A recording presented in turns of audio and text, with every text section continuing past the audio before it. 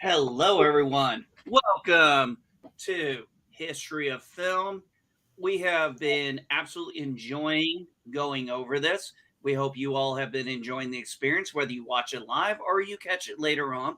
But for the next hour or so, we're going to talk about actual strong women.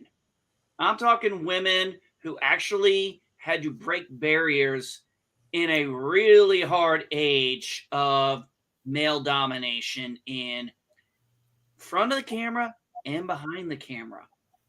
We're not talking about this 2020 stuff where you complain about it's hard to be a woman. No. You want to talk about women who were strong? These were strong women. They did not let barriers hold them back. They went out and they achieved, and they did not bitch like these whiny little girls we see nowadays. So, with that said, we're going to talk about three strong women at the end of Women's History Month. We would have done a two-parter. Unfortunately, I was sick with an infection last week, and the medication kicked my ass. We couldn't do the stream because I just wasn't up for it. But dude, we put these together. My team worked hard on theirs. I worked hard on mine. So we're all going to bring our A game. Let me introduce to you my fellow hosts, Jack Bears! Hello. And Alicia A.V. Hey! Hey, everybody. So, folks, my wife brought this up and thought about for Women's History Month, talking about some women who did both great things in front of the camera, but even more importantly, some of the things they did behind the camera. Because there's a lot that goes on behind that camera we never see and we never know unless we watch those extras and stuff. So, with that said, we're going to get started. We have Jack Beers, and I'm going to blow up his share screen here real quick, and we are going to talk about the legendary, the icon, Lucille Ball. Yay! And if you don't know who Lucille Ball is, I'm going to pretend I didn't hear you say it. You can explain yourself, Lucy. Mm-hmm. So, so this is my timeline that I did for Lucy. I had some help with Alicia did some of the pictures. I thank you for that. You're So welcome. we'll start off Give me a August second. 6th. Give me just a second. There we go. Okay. Awesome. That looks good. So yeah, we'll start August 6th, 1911. Lucille Ball was born to Henry Durrell Hadball and Desiree Evelyn Dede Ball at 60 Stewart Avenue in Jamestown, New York. And then that's little Lucy, little kid Lucy, little child. Mm-hmm. And then February 19th, 1950, her father died when Lucy was only 3 years old. He died of typhoid fever, and he was 27 years old. Wow. And this left the mother, Dee Dee Ball, pregnant and widowed. So that's him. And then Fred Ball was born shortly afterwards as Lucy's brother. Mm-hmm. So her first performance was in June 1922. She was encouraged to audition for Shriner's organization. and this is where she started loving the praise that came up before. So she would perform something, and yeah, like you get the applause and everything, and she got really into that, and that's when she realized that she wanted to be a performer. Uh, she was enrolled in John Murray Anderson School for the Dramatic Arts in New York City in 1925, and this is Anderson. You can scroll down. There's a picture of the school too. Oh, there's her. Oh yeah, Yeah. there's a. Okay, so yeah, this is a picture of the school. Awesome. Yes. All right, relocation. So so Lucy's grandfather was supervising somebody who was shooting in his yard. So they were shooting a gun in their yard, and the grandfather was supervising, and a bullet hit and paralyzed a young boy. And of course, the parents sued them, and after a settlement, the Ball family was forced to relocate into a small apartment. So this was in 1927. Uh, Haiti Carnegie in 1928. Lucy started working for Haiti Carnegie as an in-house model. She had to dye her hair blonde, and then shortly afterwards, she got sick, and she subsequently stopped acting for a couple of years. But this is how she looked as a young woman, basically. That's Hattie. That's Hattie, actually. Oh, that's Hattie. I'm sorry. Yes. Thank you for correcting me. You're welcome. Uh, okay, and then in 1932, Lucy starts over, and she starts working for Carnegie again, but she also starts working for Chesterfield Cigarettes as a cigarette girl. And then this is the Chesterfield ad. Hmm. Chesterfields are completely satisfying. They're milder, much milder. It's my cigarettes. Oh, Uh, Lucy, Lucy, those Lucy. those those old cigarette ads. Anyways, so December 23rd, 1933, Lucy's first movie, Roman Scandals, was released, and she played a Goldwyn girl, but she was uncredited. And then we got some other stuff. So this is where she starts really getting into acting and stuff like that. So this um, Three Little Pigskins was released on December 8th, 1934, and it was through RKO. RKO would give her a lot of these movies. So as you can see, like I'm not going to click every single one, but eventually she does one called Too Many Girls, a movie called Too Many Girls, October 8th, 1940, and this is where she met Desi Arnaz. Uh, Ah. mhm. And they fell in love very quickly, and 6 months later, um, they were married. Notice how at that time though they put Lucy before the male for top billing. Hmm. That's not normally True. something you saw a lot of back then. Yeah, that's True. true. That's a good point. So yeah, they got married in it was in November 30th, 1940. So they do some more movies, and then eventually they do a radio show called My Favorite Husband. Yeah, I heard about that one. Yeah, so this was in 1947, and it was a radio show that it would eventually evolve into the I Love Lucy show. So this is where her Lucy character first appears, basically. Yep. So in 1950, Desilu, started by Lucy and Desi, and they start their own production company. Eventually, they end up buying the old RKO studios, and they start using that as their studio. Let's see. Then we got uh, Lucy Desiree Arnaz, who was born July 17th, 1951. That's their first child. Hmm. Aw. Shortly after that, I Love Lucy premieres. Lucy, you got some explaining to do. And And so like what they did was they developed this from the My Favorite Husband radio show, except Lucy was like, the only way I'll do this is if my actual husband plays the husband. And so they agree, and it starts airing on CBS. And she did become pregnant during some of the filming. So so what they did was they couldn't do all the shows that they promised. So in order to fill up the extra time, they would start doing reruns. Mm-hmm.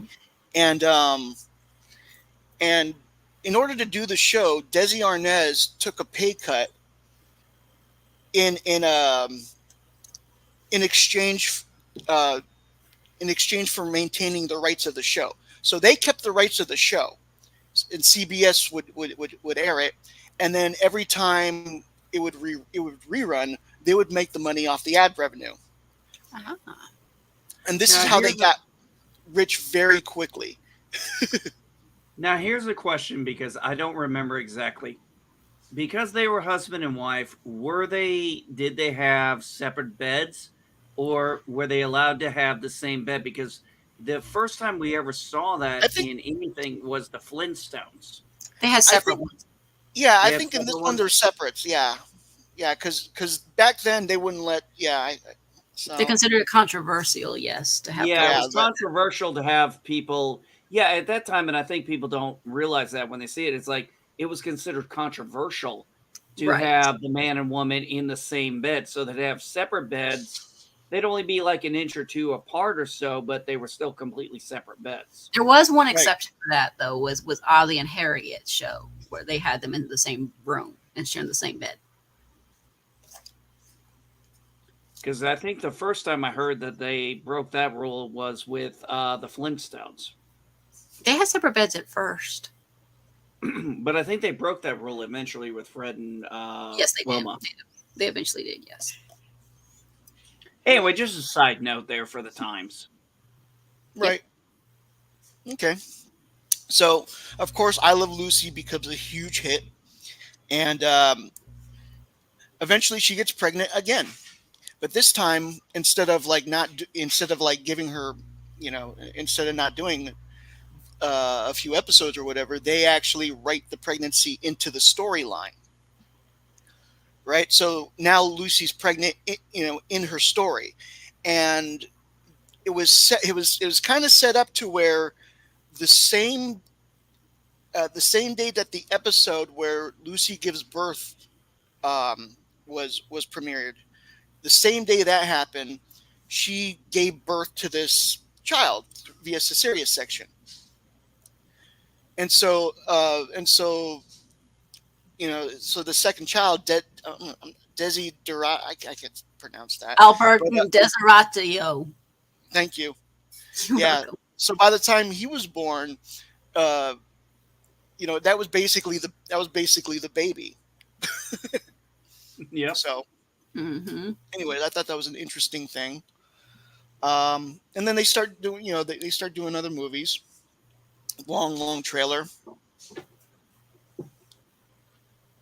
Yeah, we got Forever Darling, but it wasn't all peaches and cream, and so in March 1960, Lucy filed for divorce, citing that the marriage was not at all what it seemed like in the I Love Lucy show. Basically, she called it a nightmare. It had a lot to do with his drinking habits. But either way, they afterwards they still continued to be friends until Desi's death. What, did he die of alcohol abuse? Oh, I can't remember. I think it was something like that. Yeah, I can believe it. and then sorry I forgot to get the picture of this guy, but shortly afterwards, in 1961, Lucy marries a guy named Gary Morton, and she stays with him. And so Lucy does the Lucy show uh, during this time now, which is basically like a comedy hour type of thing. And then in 1962, Lucy buys Desi's share of Desilu, which makes her the sole owner of Desilu Studios. And as sole owner, she greenlit shows such as Mission Impossible and, of course, Star Trek. Mm-hmm. And that's an older picture than, like, you could see his hair starting to gray there. Star Trek. What is this show you talk about? Oh yeah, it's this one show that has to do with space. Yeah, I think there's a I've Darth heard of Vader. Here. Oh, now there's a helicopter going over me. Thank you. Okay. Anyways, Oh Lord. so 1967, Lucy sells her share of Desilu to Gulf and Western, and Gulf and Western later on becomes Viacom and then Paramount and all that stuff. But afterwards, Lucy starts Lucille Ball Productions. So that's a. I remember seeing this. She knew how to rock that red hair. Yeah. She did. It's so sad Hollywood is so biased towards gingers now. I know. It's Yeah. ridiculous. So, Yours, Mine, and Ours comes out on 1968. And then she comes out with another show called Here's Lucy. This one doesn't really last long. Yeah, her kids were in that one with her. Yeah, but she got to have her kids in that one. And then she came out with Mame in 1974. And then in the 80s, she tried to do a television comeback. She did a couple of television shows, but they only lasted like a handful of episodes and they were canceled. Eventually, in 1988, she suffers a mild heart attack. She survives that. But the following year, she dies of a ruptured abdominal aortic aneurysm, which is basically like, yeah, it's an aneurysm, but it's in your it's in your abdominal. So she was cremated and her ashes were interred at Forest Lawn Hollywood Cemetery in Los Angeles. But then she would be reinterred at the Hunt's family plot at Lakeview Cemetery in Jamestown, New York, in 2002. And this is one side of her grave. Mm-hmm. And then this is the other side. So. Yeah, that's her parents with her. Mm-hmm. Yeah. And that's it. That is Lucille Ball. I didn't cover a lot of her personal stuff other than her marriage with Desilu. I just mainly covered her career. Yeah. Yeah, that's the marriage most of us know. Right. Yeah. Yeah, most of us don't really know anything about the second marriage, even though that lasted. Mm-hmm. We know the Desilu one. Yeah. That that second husband, Gary Morton, he actually became one of Lucy's like top producers. Yes. Yeah. All right. Elisa, you want to bring up your panel? Yes, I can do it. Or Jack can pull up mine. I think you can pull up mine, can't you, darling? I can, but if you have yours already, I just need to click it. That's all. Hold on. I can Okay. get it. Okay. Yeah. No worries. Penny. Yeah. I just want to show off my gizmo. My gizmo. It's so cute. It's a Neko one too. And I did see Stripe. I did see Stripe, and I think I'm going to get him next. Nice. All right. Well, you did it, so don't get mad at me.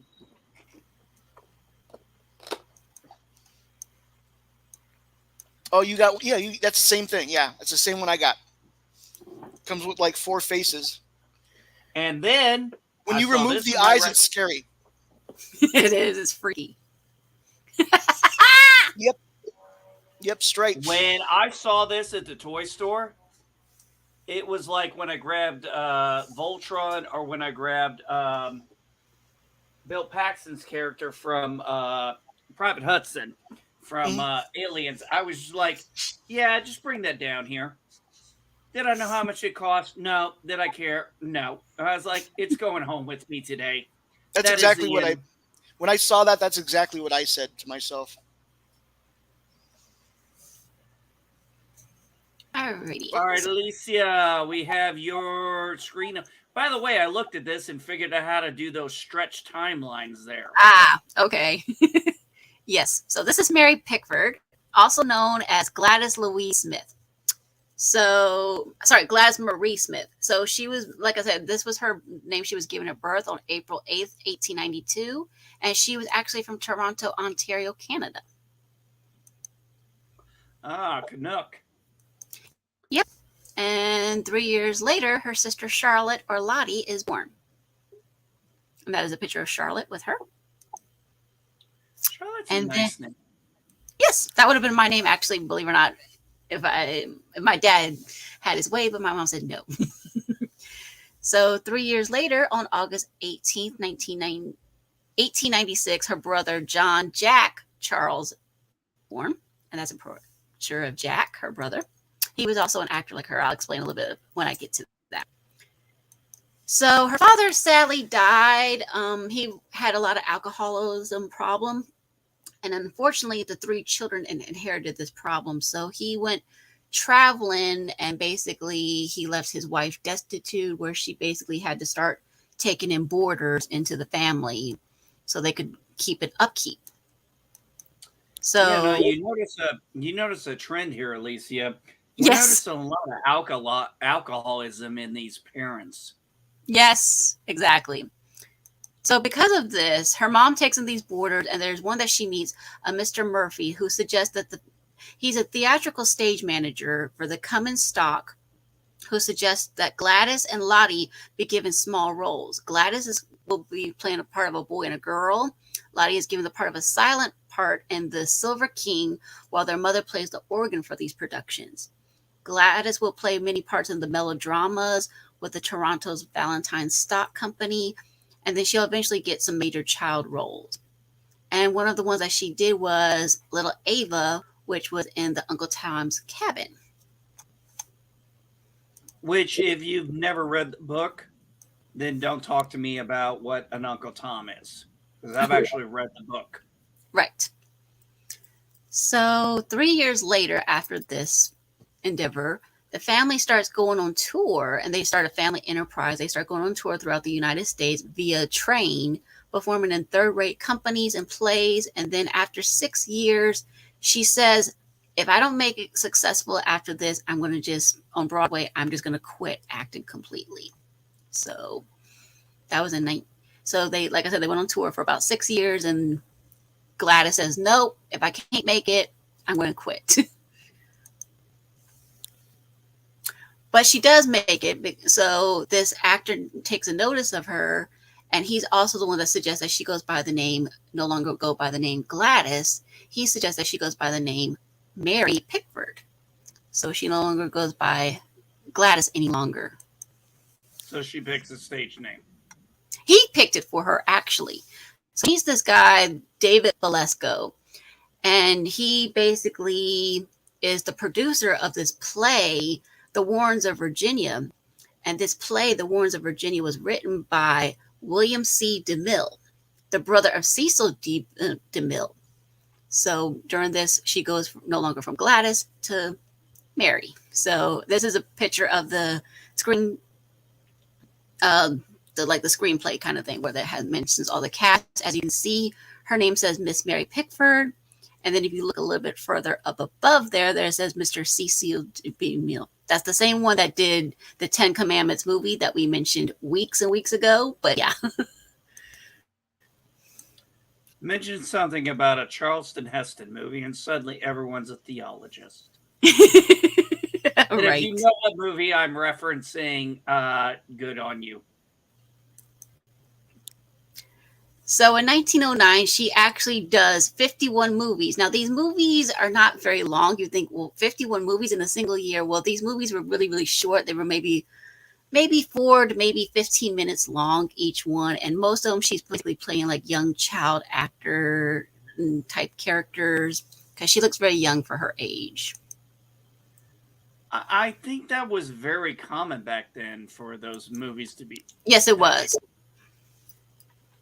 Yes, I mean, one of the first things she does is this IPG and Golden Girls kind of thing. So basically, when she's doing this kind of thing, she's, like I said, playing a lot of these younger roles, and she realizes that she really enjoys being on the film, and she realizes that she does not want to be on Broadway any longer.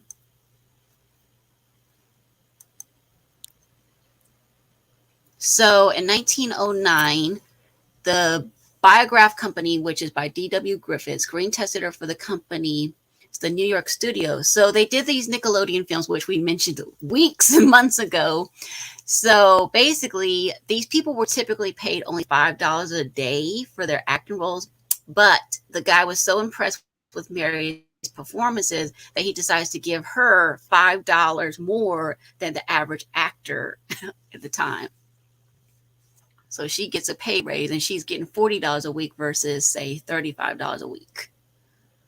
Back in that day, that's a huge deal. Oh, yeah. You may not think $5 means shit now in 2024, but you look at 1909. Oh hell yeah! Oh, yeah. Mm-hmm. That's bill payments right there. Mm-hmm. So in 1912, she decides she misses the film acting, so she returns to film acting the following year and appears in a film version of the play of the same name, which is called A Good Little Devil. So this is a picture of that image from that time. And these are all talkies. Keep in mind, all of her films are non-talkies at this point.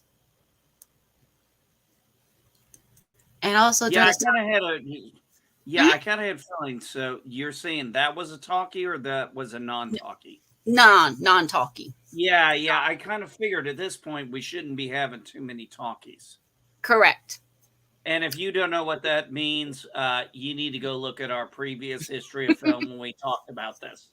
Correct. So in let's see, what year did I put? Okay, 1911. So in 1911, she marries her first husband, Owen Moore, who was an Irish-born silent film actor as well. It's rumored that she became pregnant by him during the early 1910s. Either she had a miscarriage or an abortion, but because of this, what happened, and because of her alcoholism and all that stuff, she was never able to have a child of her own. So she suffered from alcoholism as well. Correct. It is hereditary, as someone who's grown up around alcoholics his whole life and has been through a lot of things with it. It is hereditary. It unfortunately is hereditary. Yes.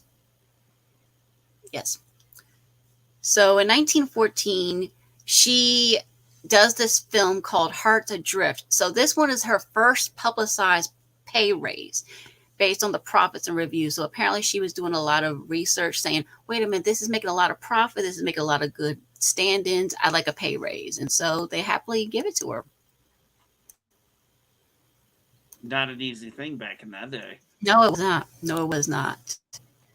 So in 1916, about 2 years later, they released this film called The Test of Storm Country. The reason why this one stands out is because this is basically what makes her starting to be well known throughout society, where people are starting to say, oh, I know who Mary Pickford is. So if you notice with this picture, that it lists her name right below the director's name. It says Daniel Frohman presents Mary Pickford. So like I said, that's pretty remarkable considering that she's getting top villain before anyone else in this film. Well, think about it too. At the time, up until the last, I think we talked about this, up until the last like 15, 20 years, the name recognition was what got people to the film. Not necessarily the film itself, but the name recognition of an actor. So her name obviously was getting asses in seats. Yes, exactly. And she's also being known because she's going to appear in this magazine cover called Photoplay, which appears in the February issue of that year as well. And we have to remember, all these movies are only released domestically. There's no international at this time. Correct. At least nothing like what we know now. Correct. Holy shit. Yep. This is a 1916 everyone. So on June 24th, she actually stars in 52 films throughout the career. So on 1916, she signs a new contract with Zakor that guarantees her basically full authority of all the films that she will star in, with a record-breaking salary of $10,000 a week. In addition to this, she also signs a contract for $1 million. And she also becomes the Okay. vice president of Pickford Film Corporation. Okay, folks, if you are kind of surprised at that, I want you to go and look and type in $1 million or $10,000 in 1910 and adjust it for inflation in 2024. Trust Mm-hmm. me, you can do it. It's going to be a lot. Yes. But yep, these are the roles she was in at the time. A poor little girl, Rebecca of Sunnybrook Farm, Daddy Dong Legs, and a Pollyanna version. So yeah. She was probably one of the richest women or individual women at the time. Mm-hmm. Correct. So in 1918, she helps found the United Artists with Charlie Chaplin and others. Talked about Charlie Chaplin 2 weeks ago. Yes, we did. Yep. So in 1920, 8 days after her divorce was final from her last husband, she meets her second husband, Douglas Fairbanks. Now, they had had a secret affair going on for quite a while. And so they basically become known as the king and queen of Hollywood during this time. And they are also appearing he's doing a lot of acting as well. Now, these are still all the silent films and stuff like that. And they're also being known as the Hollywood royalty because they're appearing wherever you see them, they're basically well known. So, yeah. So they were kind of like one of the earliest Hollywood royalties. Correct. They consider them royalty. They really did many, many ways.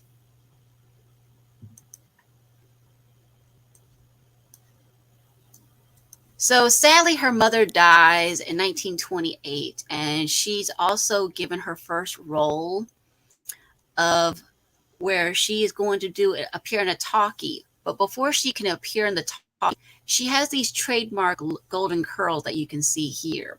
So one of the things she does is, which is very scandalous, everybody cannot believe she does this, but she actually has these golden hair cut, and everybody's absolutely horrified. Like, how dare she?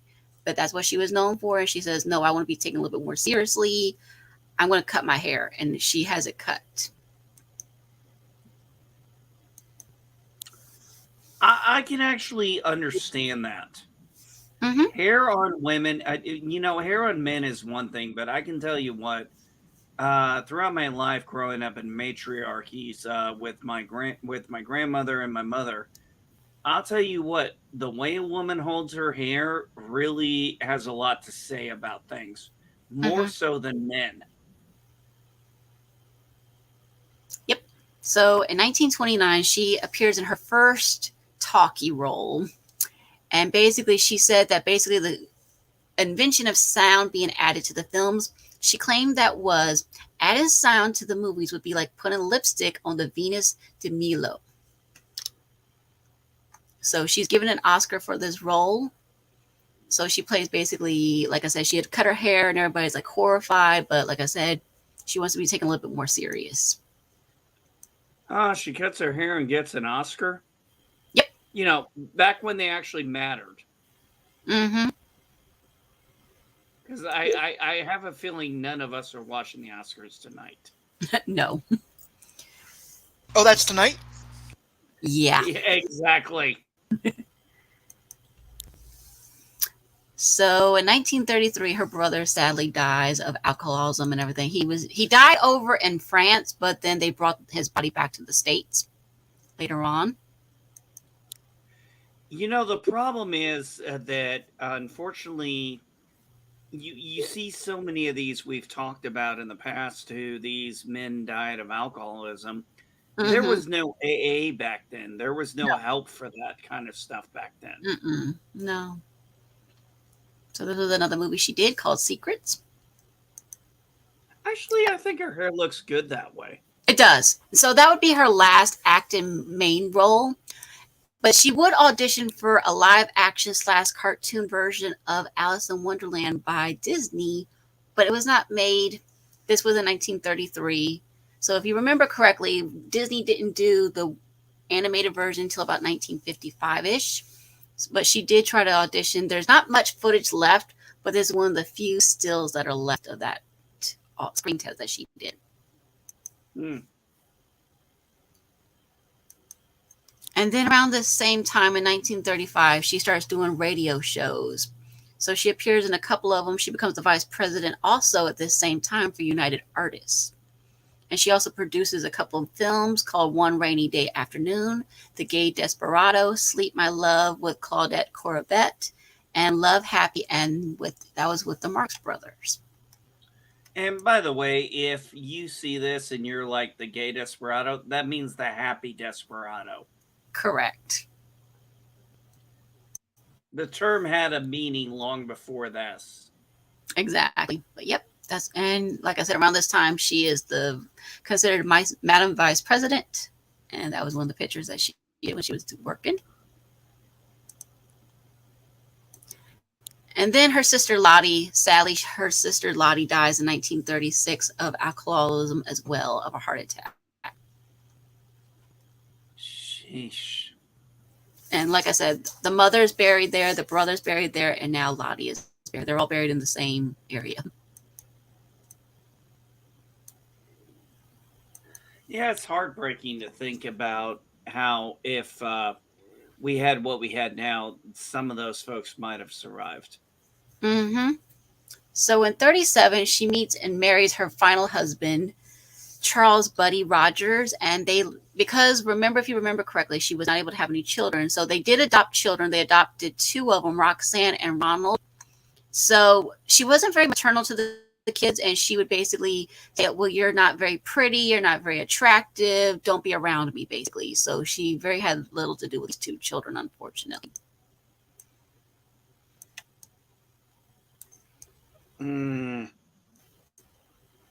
As a parent, I have a hard time with that.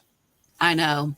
So basically, she fell off the screen by this point, so you don't hear too much about her. But then in 1976, she does receive an honorary Academy Award for her contribution to the American film. And this is when she got that.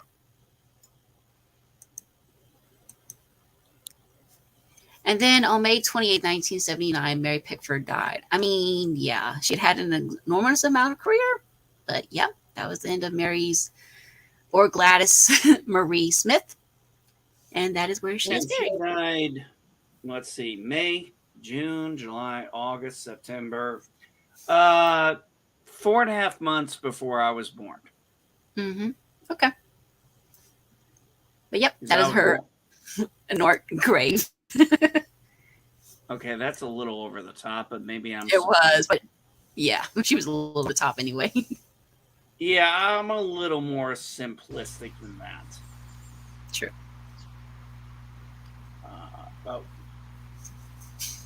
Oh, I'm big now.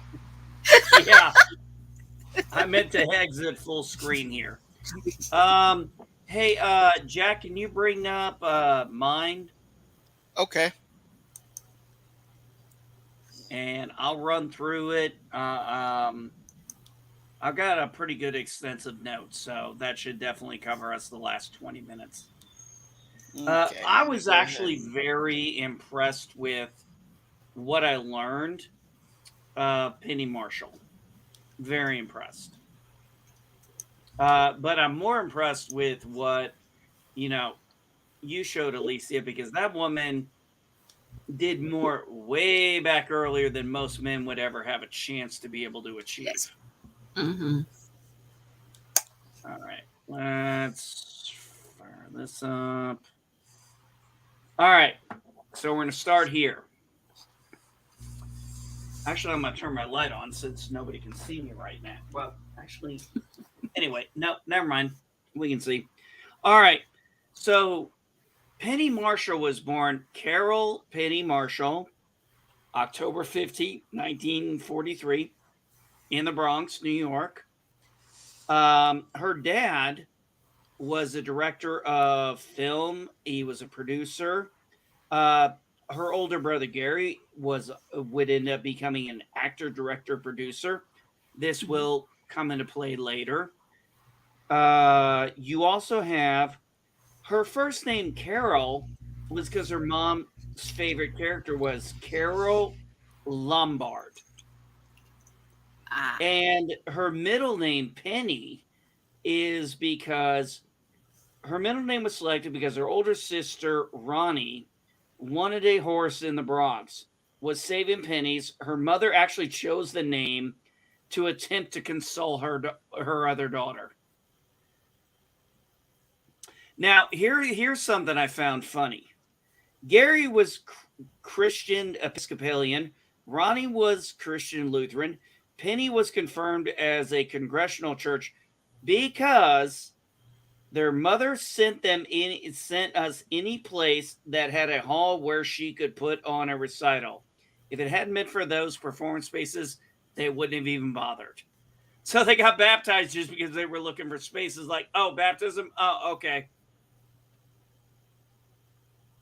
All right. Next Interesting. up, yeah. Next up, first job. This one I found interesting. So she appears on television commercial in a Head and Shoulders commercial back in the day. She is one of two girls who auditions. The second girl is Farrah Fawcett. ah, And Interesting.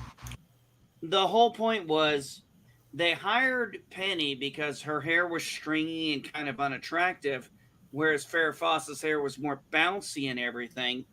And they, on the set, the little placard said, homely girl, and whereas Fawcett said pretty girl. Fawcett saw that Marshall was insecure about her looks, crossed off homely, and actually just put plain in there. ooh, So plain girl versus pretty girl, but homely girl. I think her intentions were at least, in the right area as a child. But they were the only two to audition. They did the commercial, as far as I know. And yeah, that was Farrah Fawcett who kind of helped her with her confidence as a young kid. Go to the next one. We got First Marriage. This won't take too long. So, not much is known about this guy. She marries a guy named Mike Henry in 1963. They divorced in 66, so it's not long. Now, the birth of her daughter is Tracy Renair. Now, here's the thing. She was originally Henry, but when she marries her second husband, which I'll get to in a minute, that's why her name changes. ah, And so that's the birth of her daughter. And as if you can't tell, that's from A League of Their Own. And yes, she did star in it. In fact, she starred in small roles in several movies like Apollo 13, A League of Their Own, a few others. All right. She gets divorced, obviously. And then you have The Savage Seven, where this was her first movie. And she got a small role in the movie, but let's see. She had a small role in this movie. But she was actually also considered for Gloria Bunker Stigvet from All in the Family. She lost out to that one, but she was considered for the role at the time. Now we get to her second marriage. I'm sure most of you know who Rob Reiner is. yes. So this is the thing. She in April 10, 1971, she marries actor director Rob Reiner, and Rob Reiner actually adopts her daughter. And even though they got divorced in 1981, he's still, a father to her. They've maintained a decent relationship, and they have 5 grandchildren now. So I found that interesting. Look, my first divorce was a nightmare. I know Jack's was, but if you actually can get a civil divorce and still be civil, that says a lot. So we get to where things start breaking out for her as an actor. She's got the second marriage. She did several small roles. She got guest roles in the following things there: Eva Roy Slade, The Cook at Hearts, Couple Takes a Wife, The Wacky Zoo. These had like Bill Bixby and other people in them that we would know, but she had a very small role. What really what got her in was The Odd Couple. So, Gary Marshall, her brother, was an executive producer on the show. And the second year of the show, he brought Penny in to be cast. She would do the role of Secretary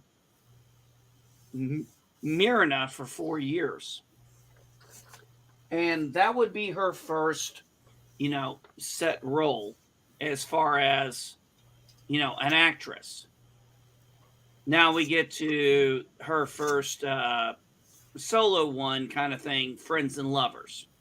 Or actually, it was done by James Earl Brooks, someone she knew very well. And James Earl Brooks and Alex Burns, they cast her as a sister-in-law to the Paul Dreyfus, played by Paul Sand. In the series Paul Sand, Friends and Lovers, it aired on CBS, received, I guess, decent reviews, but not enough. Or it got decent accolades, but it didn't get enough, and it was canceled mid-season. But here's where the kicker comes in. They liked her so much that they cast her in a sort of big show that was going on at the time, starring another woman. You might have heard of it. It was called Mary Tyler Moore. Yep. So she was cast in 19. So actually, I found this interesting. She actually was cast for 2 different roles throughout the Mary Tyler Moore show. She did one episode in 74 as a woman named Tony. And then she did several episodes after that in 76 as a character named Paula Kovacs. Now, here's where things really start to get interesting when we get to Happy Days. By the way, these days are mine and your happy days. So, I found this interesting. In Happy Days, she did 5 episodes as Laverne the Franzo. Obviously, Laverne. But the thing was, Shirley was also in there, and this was based on the first episode, A Date with Fonzie. And one was dating Fonzie, one was dating Richie.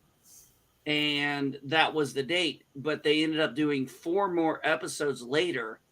And apparently they were so impressed that I didn't even know this. Laverne and Shirley was a spinoff of Happy Days. Mm-hmm. Mm-hmm. See, I did not know that. So we get to this point, the Laverne and Shirley. Spinoff of Happy Days. From the first 6 seasons, they're in Milwaukee in the 50s. After the 6th episode, they're in Burbank. They had physical comedy, and by the time the show was in its 3rd season, it was the highest rated show on ABC, received 6 Globe Gold nominations. And here's something I found interesting. Originally, when it was brought up, Michael Eisner, Cindy Williams refused to do Laverne and Shirley spinoff, so they recast the role with a woman named Liberty Williams. And a 7-minute screen test was filmed. I had to turn that off. Between that afternoon shoot and the evening, they were able to get Cindy to come back and do the show. So they redo that whole 7-minute screen test. And apparently the executives wanted to see both versions. But Eisner, hid the first reel in the closet of a building and said it was lost. So they only saw the first one. They saw the second one. They never saw the first one. Wow. He was just like, oh, we can't find it. I don't know what to tell you. Here you go. Do you want to redo it again? No. We'll just watch this. That I thought was pretty good. In March 1982, however, this is where things go south for Laverne and Shirley. Cindy Williams became pregnant with her first child. In August, 2 episodes were approved to the series for the season 8.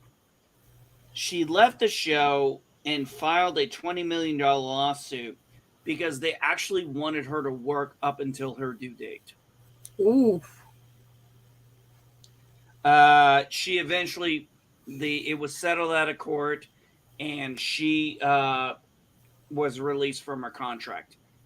Now, there was talk of the fact that she wasn't in it for most of it, that they thought about doing a 9th season, but it of course got canceled because ratings declined like a motherfucker.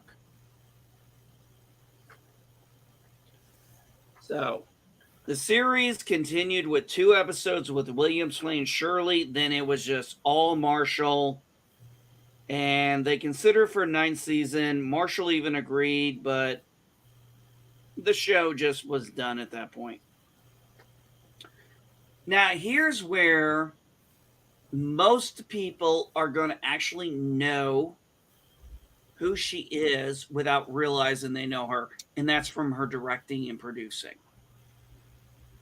So, you've got her first. So, her actual first directing debut, based on the encouragement of her brother, Gary Marshall, she started thinking about doing directing. So, she gave it an idea. And while she did Laverne and Shirley, she directed 4 episodes. Now, here's an interesting thing for you. Her first directorial debut was supposed to be Peggy Sue Got Married. But Marshall and the writers of the film had creative differences, and Marshall quit. Then she goes on to do Jumpin' Jack Flash with Whoopi Goldberg. She got this gig originally. The original director dropped out. She also gave her daughter Tracy and her brother Gary roles in the film. Marshall described the leap into directing as, and I gotta be honest, this I can believe. She said, cramming 4 years of college into 1 semester. That was the learning curve for her. Showing how hard it was to learn. And actually, it stated while she was on set, Marshall would sometimes get emotional, and Whoopi would actually come over and console her to help her and encourage her. Because at this point, Whoopi was, reasonably well-known actor at the time. And this was her first directorial debut. So, yeah, I mean, she spent 4 years putting that together. And then some of the real good ones. Big. I don't know if anybody's seen this movie. It starred this guy. I don't know if anybody knows who he is. Yeah. She was given the ability to direct. She was given the option to direct Big with Tom Hanks. I'm not going to go into the movie because honestly, if you ain't seen the movie, I'm not going to sit here and explain it to you. You're just going to have to go watch it and figure it out on your own. The movie was made on a budget of $18 million. It made $151 million in America. I don't know about worldwide, but she became the first female director to direct a movie that made over $100 million. And we, of course, are talking back in the 80s. Mm-hmm. And then you have the next one, Awakening. One I have not seen, but you'll notice a few big name actors here. A guy named Robert De Niro and a guy named Robin Williams. So this movie was made on a budget of 29 million, made 108 million. So she had two consistent movies make over $100 million in directing. Also, just a side note, this was Vin Diesel's debut film. Ah, He had a small Interesting. role. Yeah, he had, I believe, a small role, but he was in it. And then we have one of my favorite movies, A League of Their Own. there's no crying in baseball. There's no crying in baseball. You're gonna lose. Okay, this movie had Gina Davis, Tom Hanks, and Madonna.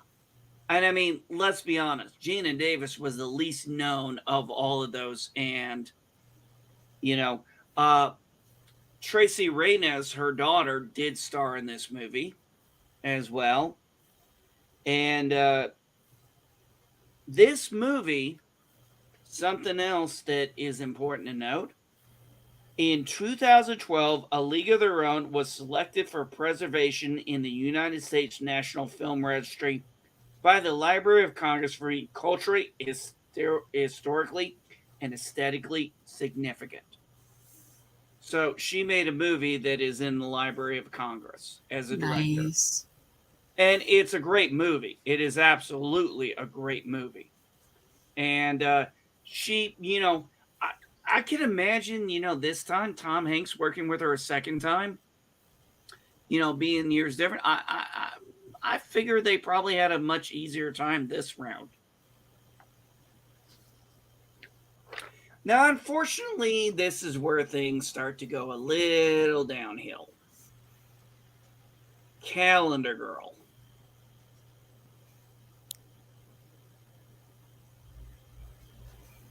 All right, she was executive producer on Calendar Girl. She didn't direct it, but still. This starred Jason Priestley, Jerry O'Connell. Look, I'm going to be fucking honest with you. I remember when this movie came out. It's based in the time of Madonna's era. Or not Madonna's. Marilyn Monroe. Yeah, Marilyn Monroe's era. And honestly, they pulled Jason Priestley in mainly because of 90210. Let's just not bullshit ourselves. The movie made $2 million. It was a flop. Mm-hmm. I don't know anything about the movie. I didn't even want to bother looking it up. Now, here's one that broke my heart a little bit when I found out about how this one turned out. That was Renaissance Man.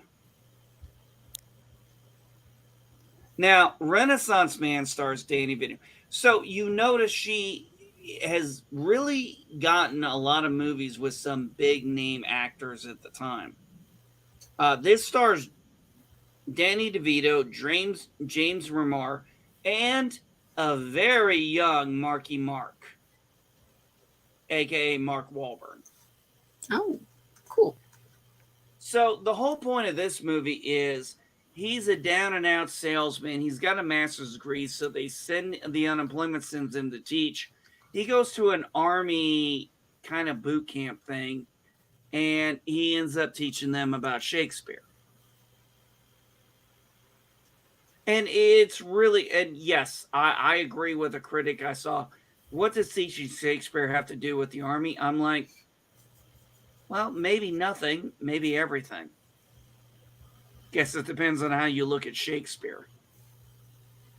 So I enjoyed this movie. Unfortunately, her movies got bigger, and her movie budgets got bigger, and the box office got smaller. This was a $40 million and only made $24 million, which is sad because it's a really good movie. Next up, he gets another cast of people. He gets Denzel Washington and Whitney Houston for The Preacher's Wife, where Denzel is basically an angel, comes down from heaven. I've never seen this movie, so I don't know much about it. I remember hearing about it. Yeah, it's a remake. I don't think Denzel Washington was quite as popular as he was later on. Right. Uh, and the movie grossed 57 million. Mm. And then I was actually surprised with this next one, her director, Riding in Cars with Boys. Oh, yes. Now, I haven't seen it. It's not my type of movie, obviously. But I get that. But I was surprised it had Drew Barrymore, Brittany Murphy, James Woods. It was a $47 million budget and didn't even make and made just almost $30 million, which kind of surprises me. Hmm. Because Drew Barrymore and Brittany Murphy were kind of hot commodities at that time for movies. Yeah, and I think they played multiple ages of themselves in that movie, if I remember correctly. And then she did have several producer roles. I didn't go into the executive producer roles or all the producer roles, except for this one here, because this is a movie I personally liked, The Cinderella Man. I absolutely love this movie. If you don't know it, it's about basically a washed out. Well, he's not really washed out. He's a boxer who had some success and went into the cab business. And unfortunately, the Great Depression happened. And he ends up going back into boxing to make up for, it. And he finds new determination to do what he does. Unfortunately, even though this movie had Russell Crowe, a great actor, Renee Zellweger, another good actor, Paul Giamatti, another good actor, it was her highest it was her highest box office movie at 88 million, and unfortunately only made 105 in the US. So you can't really call that one a success. That's unfortunate. And that was kind of the end between Riding with Cars with Boys and um, Cinderella Man. That was kind of it for her directing and producing for a long time. She eventually got into an animated show, Murder Police, that lasted one season. I didn't bother putting too much up into it. Hmm. But she basically just plays a voice actor in the show. It lasts 13 episodes. It goes away. I don't think anybody's ever heard of it. And her last actual feature was in the Odd Couple reboot. This was in season 3. Um, and it deals with actually kind of tying in the old Odd Couple to the new Odd Couple with her character. And this would be the last appearance she would make in film. Then she passes away. She passes away December 12th, 2018, at the age of 75 in Los Angeles, California. She is buried at Forest Lawn Memorial Park, Hollywood Hills, California. And if I was going to go into what her certificate of death says, I'm sorry, but I can't pronounce most of these fucking things. Let's just say it was a lot. Cardinal pulmonary failure, cardio. That, you know what? I'm not even gonna try. But it's amazing when you really kind of look at some of these folks, and what they did in front of the camera was important, but my wife kind of made the point of saying what's behind the camera they did is almost even more important.